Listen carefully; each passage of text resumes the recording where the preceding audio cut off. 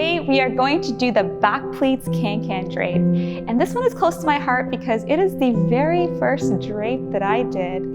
Today I'm going to be using the Secret Garden Saree. You can use any saree with this drape. It can be something that's soft and light or even heavy silks. It'll work with any saree, and that's the beauty of this drape.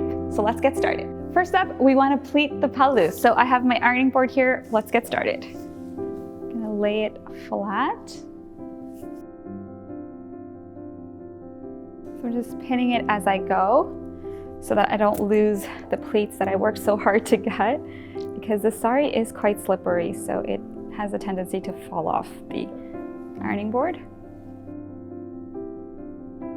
Okay, once you've got your pleats, you're ready to drape. So first step is to take the pallu and put it over your shoulder and make sure that it's the length that you want.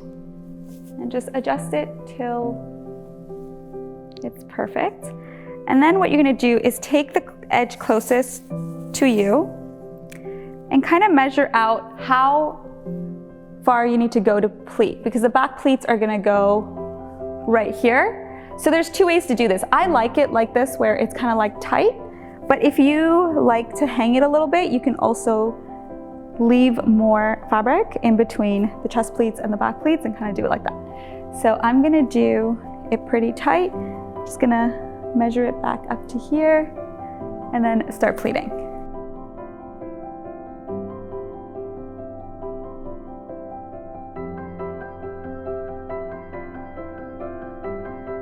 When you get towards the end, you want to leave about 3 feet or 1 meter, less or more depending on how, again, tight you want it on this side.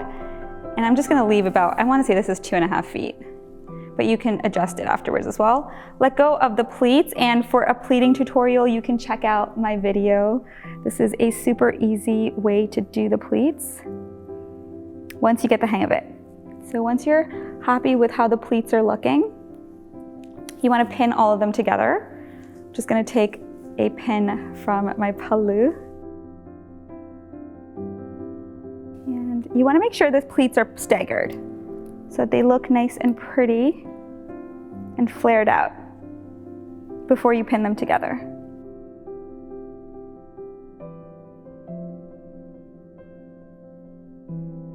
Okay, so you want to take that, take the pleats and make sure it's as neat as possible and tuck it in to the back, to the mid-back.